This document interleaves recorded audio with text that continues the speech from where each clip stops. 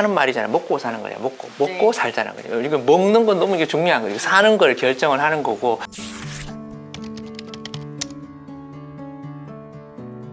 안녕하세요. 암 환우를 위한 비영리 단체 아미다의 이사장 조진희입니다. 오늘은 라이프케어TV 생활습관이 어떻게 내 몸을 바꿀까, 질병을 예방하는 생활습관의 몸속 원리편을 준비했습니다. 성인병 또는 생활습관병이라고 하죠. 만성질환의 원인과 운동 및 식의 중요성에 대한 이야기를 오늘 나눠보려고 합니다. 세계 인구의 60%가 만성질환으로 사망을 하고 있을 정도로 만성질환은 이미 장애와 사망의 주된 요인으로 여겨지고 있습니다. 이렇듯 건강한 생활습관에 대한 중요성이 점점 더 커지고 있는데요. 그래서 오늘은 맑은 서울 가정의원 신동엽 원장님 모시고 생활습관과 건강, 염증과 만성질환의 예방에 대해서 자세히 알아보겠습니다. 원장님 안녕하세요. 네, 안녕하세요. 원장님 소개 먼저 부탁드릴게요. 네, 안녕하세요. 신동혁이라고 합니다. 저는 이제 20년 가까이 강남 의사로 살고 있다가 진료하고 있다가 작년부터 동네 의사로 자리를 옮겨서 진료하고 있고요.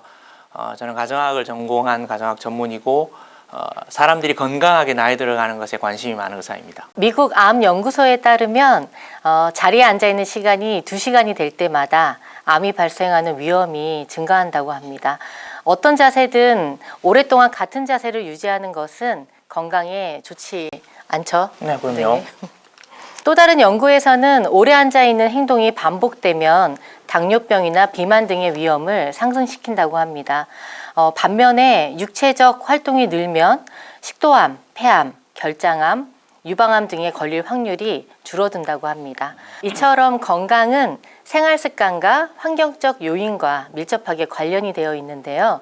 원장님, 이 두 가지 요인 외에 또 다른 요인이 있을까요? 건강을 결정하는 요인이 뭐냐 이렇게 이제 살펴봤을 때 한 크게 4가지 정도를 언급하고 있는 내용이 있습니다. 그래서 지금 말씀하셨던 환경, 생활습관 이런 부분들 외에 우리가 잘 아는 것처럼 유전적인 요인이 있습니다. 유전이 건강에 영향을 미치는 부분들이 어떤 질환이나 또 사람에 따라서 다르긴 하지만 유전적인 영향을 받을 수가 있고요.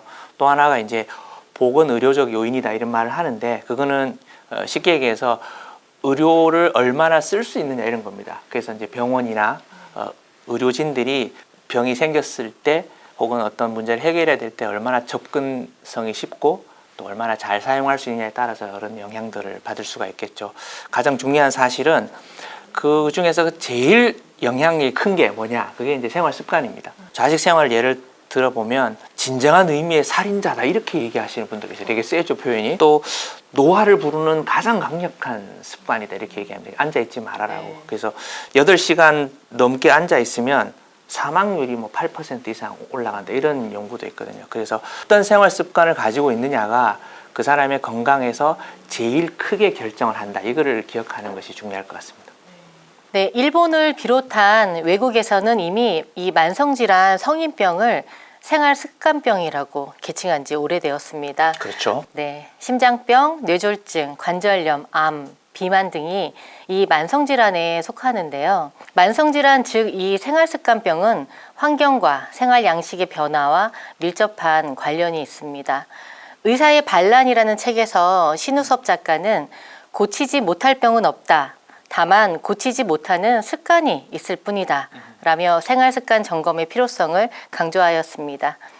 그럼 이 만성질환은 무엇이고 그 원인과 특징, 그리고 만성질환을 치료하는 올바른 생활습관과 예방수칙에 관해 원장님께 말씀 들어보겠습니다. 예, 이 사람이 어떻게 살아오는 생활 습관을 뭘 가졌느냐에 따라서 결정되는 부분들이 있다고 해서 이제 생활 습관과 관련해서 얘기하는 것이 굉장히 중요한 이해라고 생각하시면 됩니다. 그래서 일단 우리가 통계청에서 얘기하는 만성질환 11종이 간질환, 암, 또 갑상선, 당뇨병, 고혈압 이런 것들이 있거든요. 그래서 이런 만성질환이라고 하는 것 자체는 현재 앞서 잠깐 언급하셨듯이 전 세계인의 60%가 만성질환으로 사망한다. 또 우리나라 의료비의 거의 대부분을 만성질환이 가져간다. 또 통계청이 계속 내고 있는 그 그 해에 사망한 원인들 쭉 살펴보면 뭐 10개에서 6, 7개가 다 만성질환 이렇게 되어 있거든요. 그래서 만성질환의 시대에 우리가 이제 살아가고 있는 거죠. 근데 이 만성질환을 이해를 할 때 이것이 왜 생기고 그다음에 이것이 왜 치료가 어떤 사람은 되고 잘 안 되고를 결정하는 인자 중에 가장 강력한 부분들이 그 사람이 어떤 생활 습관을 가지고 있느냐랑 관련되어 있어서 만성질환 이코르 생활습관병 이렇게 이제 얘기를 하기도 합니다. 그리고 실제적으로 만성질환하고 생활습관병을 정확하게 구분할 수 있는 거는 아직까지는 명확한 기준이 없는 걸로 되어 있어서 그냥 거의 같이 쓰고 있고요. 또 서구에서 만성질환 하면 우리나라에서는 성인병 혹은 생활습관병 이런 것들이 막 혼재되어 있는 상황이라고 보시면 됩니다. 그래서 뭐 명칭들이 여러 개 있는데 만성질환, 뭐 성인병, 생활습관 관련병, 또 뭐 문명병 이런 용어들을 쓰고 있고요. 생활습관병이라는 용어를 썼을 때는 약간 무리 지어서 얘기를 하고 있습니다. 하나의 질환으로 얘기하는 게 아니라 그건 왜 그러냐면 그 생활습관병이라고 할 수 있는 카테고리에 들어가는 그 질환들이 서로가 막 이렇게 연계가 되어 있는 거죠. 예를 들어서 고혈압이 제일 대표적이라고 할 수 있는데 고혈압 환자는 또 당뇨나 콜레스테롤 문제를 가지고 있는 경우들이 많고 고지혈증 환자가 있으신 분들은 또 당뇨병, 혈압 이런 것들이 막 따라오기도 하고 그래서 서로 묶여져 있기 때문에 이런 묶음의 개념으로 얘기를 하고 있고 그것과 관련해서 많은 사람들이 알려져 있는 게 이제 대사증후군이에요. 그래서 옛날에는 대사증후군을 신드롬 X라 그랬거든요. 왜 X라 그랬냐? 잘 모르겠다 그런 거죠. 잘 모르겠는데 하여튼 묶여져 있는 거라고 생각했고 그 대사증후군이라는 표현 안에 들어가 있는 것들이 혈압이나 당이나 콜레스테롤이나 비만 이런 것들이 동시다발적으로 진행이 되는 부분들이 있거든요. 결국 그런 병들이 생활습관병이란 범주 안으로 들어오고 그 생활습관이 결국 병을 결정한다. 이것이 이제 만성질환을 이해하는 가장 중요한 개념이라고 생각하시면 되겠습니다. 근데 그 병이 다 하나가 아니네요. 다 그쵸. 연결되어 있어서 예, 서로가 서로에게 영향을 준다고 되어 있고 실제 그 뭐 고혈압의 원인을 찾아봤더니 뭐 많게는 70% 정도는 당뇨병이나 이상지질혈증, 고지혈증의 원인이 그렇게 겹쳐 있다고 되어 있어서 이제 이거는 또 다른 개념으로 보면 또 다른 각도에서 보면 하나의 만성 질환을 치료를 잘하면 예를 들어 혈압을 치료를 잘하면 당이나 콜레스테롤도 동시에 같이 조절될 수 있고 비만도 같이 잡힐 수 있다는 개념도 있어요. 그러니까 우리가 이 질환들을 결정하는 그 생활 습관들을 어떻게 하든지 건강하게 가져가려는 노력들은 언제나 의미가 있다고 얘기할 수 있겠죠. 연결되어 있기 때문에 하나가 고쳐지면 함께 또 고칠 수 있다는 거네요. 그렇죠. 그래서 이제 실례로 우리가 가장 흔한 만성 질환, 가장 대표적인 생활습관병 혹은 대사증후군의 제일 첫 부분 그게 이제 고혈압이거든요. 혈압은 통계적으로 보면 65세를 넘어가신 분들은 65%가 고혈압이라는 통계가 있어요. 그러니까 이제 나이가 들면 누구나 다 어느 정도 생기는 거죠. 근데 이제 고혈압을 치료하는 이제 가이드라인을 대한고혈압학회에서 내놓았는데 그 학회 가이드라인을 보면 핵심이 생활요법이에요. 그래서 이제 7가지 이제 법칙을 쭉 얘기하면서 이제 마지막은 의사한테 정기적으로 진료를 잘 받아라 얘기하는데 그 중에 2개가 이 생활 습관에서 먹는 거랑 관련돼 있어요. 싱겁게 먹고 골고루 먹어라. 그 다음에 야채나 이런 것들을 먹는 게 필요하고 가장 대표적인 생활 습관병을 고혈압이라고 얘기했을 때 그 고혈압을 말 그대로 생활 습관을 다루어서 치료하는 게 이제 혈압의 상태에 따라서 뭐 1기, 2기 이렇게 고혈압을 나누는데 그거에 상관이 없이 모두에 있어서 권유되고 있는 게 생활 습관을 다루라는 거죠. 그걸 다루면 그게 치료적인 작용을 한다는 거죠. 그래서 실제 싱겁게 먹든가 아니면은 술을 줄이고 그다음에 체중을 줄이고 이렇게 하게 되면 혈압이 분명하게 줄어든다는 것이 약을 먹었을 때 떨어지는 것과 똑같은 효과를 볼 수가 있어요. 그리고 그중에 식사를 조금 더 구체적으로 얘기하면 아예 이름이 따로 있어요. 대쉬 다이어트라고 하는데 저게 영어로 Dietary Approaches to Stop Hypertension의 약자거든요. 그러니까 음식적으로 접근해서 혈압을 어떻게 스탑시킬 수 있을까? 그게 약자예요. 대쉬 다이어트. 되게 유명한 얘기인데 그걸 보면 많이 먹으라고 하는 것들이 과일이나 야채를 하루에 너댓 번씩 먹어라. 식이섬유를 많이 먹어라. 저지방 유제품 좀 적게 먹고 또 칼슘, 마그네슘 먹어라.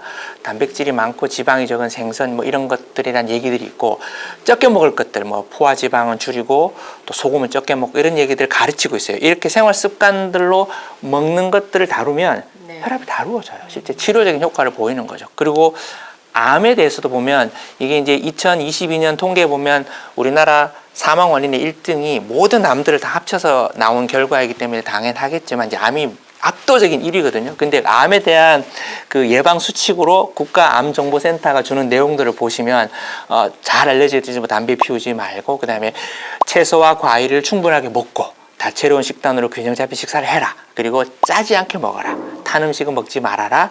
술은 먹더라도 한두 잔 소량 정도 그것도 피하는 게 좋겠다. 그리고 운동을 해라. 체중을 유지해라. 또 필요한 예방접종 같은 것들을 하고 안전한 성생활을 해라. 또 발암성 물질에 노출되지 않도록 안전한 보건수칙을 지켜라. 그 밖에 지침에 따라서 검진해 이런 얘기를 하고 있거든요. 그러니까 가장 많은 사망을 일으키고 있는 암에 대한 부분들에서조차도 당신의 생활 습관이 운명을 정한다. 그러니 그 생활 습관을 건강하게 가져가는 것이 중요하다. 그리고 그 안에 음식에 대한 부분들이 되게 많이 강조되어 있다. 이런 개념을 가지는 것이 필요하겠습니다. 약물보다 중요한 것은 생활 습관이다. 그리고 그 생활 습관에서 더 중요한 것은 음식이다라고 말씀 주셨는데요. 그 음식에 대한 중요성에 대해 더 이야기해 주신다면 무엇이 있을까요? 우리나라 질병관리청에 들어가 보면 국가건강정보 포털이라는 게 있고요. 거기 들어가 보면 이제 생활 습관이라고 하는 그 키워드를 가지고 검색을 할 수 있습니다. 그래서 이제 질병관리청에서 알려주고 있는 거죠. 그래서 보면 여러 가지 항목들이 나와 있는데 저 항목들 중에 15개가 먹는 거랑 관련되어 있습니다. 네. 식이죠. 압도적으로 1등이죠. 그럼 나머지가 이제 뭐 체중, 또 운동, 흡연, 뭐 음주 이런 거랑 관련되어 있거든요. 그러니까 나라에서도 이 부분들을 너무 잘 알고 있기 때문에 어떻게 먹느냐 이런 부분들을 가지고 건강을 관리하는 데 대한 내용들을 주고 있습니다. 그래서 이제 이게 잘 알려져 있는 하버드 음식 피라미드라고 하는 뜻인데요. 이렇게 먹으면 건강하다는 거죠. 그래서 밑에 있는 뭐 운동과 체중 조절에 대한 영역 바로 위로 가면 채소와 과일, 건강한 지방과 기름, 통곡류를 먹고 그다음에 견과류, 씨앗류, 콩류, 두부 이런 거 먹자. 또 생선, 가금류 얘기 있고 유제품은 하루 1, 2회 정도 하고 이렇게 붉은 육류 이런 거 좀 적게 먹고 이렇게 이제 피라미드가 클수록 많이 먹어라 이제 이렇게 이제 가르쳐 주고 있습니다. 우리가 다 하는 말이잖아요. 먹고 사는 거예요. 먹고 네. 살자는 거예요. 이거 먹는 건 너무 이게 중요한 거예요. 사는 걸 결정을 하는 거고 실제로 또 다르게 표현해 보면 뿌린 대로 거두는 거죠. 그렇죠? 그러니까 우주의 제일 법칙이라고 어떤 분이 하셨던 걸 본 적이 있는데 뿌린 대로 이제 거두는 거죠. 그래서 우리 몸을 이렇게 흙, 밭이다 이렇게 생각하면 거기다가 무엇을 뿌리느냐, 뭘 먹느냐가 그대로 이제 거두게 될 수밖에 없는 거죠. 그래서 이 얘기는 옛날부터 있었던 개념이에요. 동서양을 막론하고 서양 의학의 아버지라고 하는 히포크라테스는 이제 이렇게 I am what I eat 이렇게 얘기했어요. 그러니까 나는 내가 먹는 게 나다 뭐 이렇게 얘기할 수 있고 그분은 또 실제적으로 음식이 너의 약이 되게 하라 이런 얘기들도 했거든요. 이런 말은 동양의학에도 있어요. 그래서 황제의 내경에 보면 식약동원이라고 음식이랑 약은 근원이 같다. 음식으로 해결하지 못하면 약으로 해결되지 않는다. 이런 말들도 있다고 되어 있더라고요. 현대의학으로 와서 이제 통합의학 교과서에 실려 있는 문장에도 이런 개념이 지금도 당연히 분명히 있는데 의사들에게 어떻게 권면하냐 하면 너가 건강하게 사람을 통합적으로 살아가도록 도우려면 두 가지를 할 줄 알아야 되는데 하나는 생활 습관을 어떻게 하면 건강하게 바꾸는지를 얘기를 해줄 수 있어야 되고 두 번째는 음식을 약으로 쓰는 방법들을 꼭 얘기해주고 가르쳐줘야 된다 이렇게 얘기하거든요. 그러니까 종합해서 얘기해보면 결국은 생활 습관을 바꾸고 그 생활 습관에 있어서 먹는 것들을 어떻게 약을 쓰는 것처럼 이렇게 건강하게 먹을 수 있도록 가르쳐 주는 것이 이 생활 습관병을 다루어내고 현대의 삶을 건강하게 살아가는 데 있어서 굉장히 중요하다고 할 수 있겠죠. 네, 먹는 게 진짜 중요하네요. 사실 근데 직장 생활하면서 아까 말씀하신 것처럼 그 피라미드처럼 챙겨 먹기가 사실 굉장히 어렵거든요. 어렵죠. 우리가 시대 전반적인 뭐 시대 정신이라고 표현해도 되고 아니면 시대 문화 현상이라고 표현해도 되는데 음식을 먹는 방식들에 있어서 나는 건강하게 먹고 있느냐를 물어보고 그렇게 할 수 있도록 바꿔가고 그렇게 할 수 있도록 심지어는 공부하고 연습하는 거 되게 필요하다고 생각해요.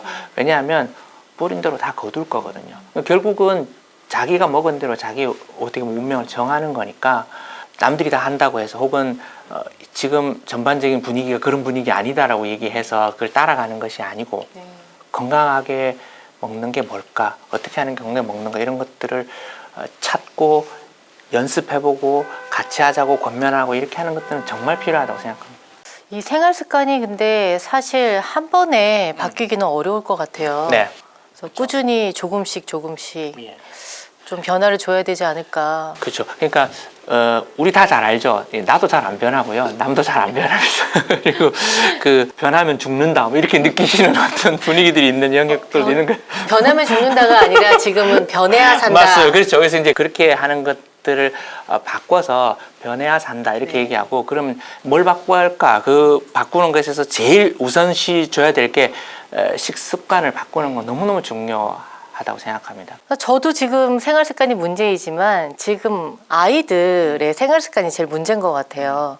그 아이들의 생활 습관을 어렸을 때부터 좋은 생활 습관으로 만들어주기 위해서는 우리 어른들이 좀 노력이 필요하지 않을까 싶은데요.